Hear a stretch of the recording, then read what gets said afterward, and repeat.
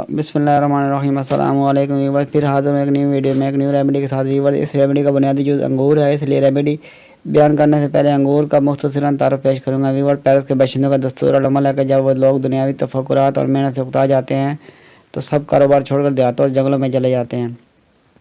देहात की ताज़ा और साफ़ हवा में दम लेते हैं, जंगल के अंगूर खूब खाते हैं और अनाज कम कर देते हैं। थोड़े दिनों में ताज़ा खून लेकर मोटे ताज़े होकर वापस लौट आते हैं। इसको ग्रेप के या अंगूरी शफा के नाम से मासूम करते हैं।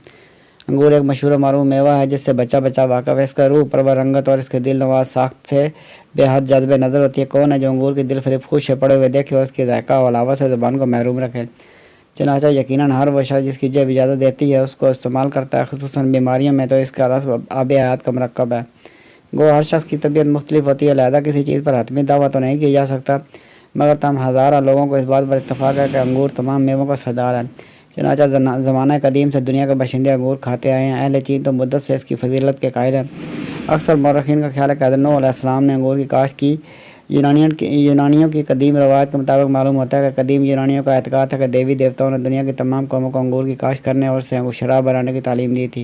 इस अंगूर के बहुत ही बेशुमार और अनगिनत फ़वाइद हैं जिन पर मैं आपके लिए वीडियोज़ लेकर आता रहूँगा, लेकिन इस वीडियो में मैं आपको रेमेडी बताऊँगा कि किस तरह इसको इस्तेमाल करते हुए कान से बहने वाली पीप से निजात हासिल कर सकते हैं। ये ऐसी नामराद बीमारी है कि बीमार का बरसों तक पीछा नहीं छोड़ती, मगर जब शाफी हकीकी शिफा देने चाहे तो मामूली दुआ से ही फ़ायदा हो जाता है।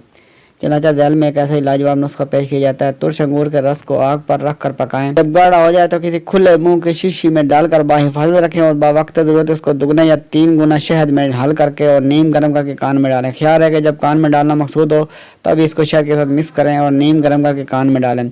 इसके इस्तेमाल से इंशाअल्लाह अल्लाह पाक के फजल करम से चंद यौम के अंदर पीप का आना बंद हो जाएगा।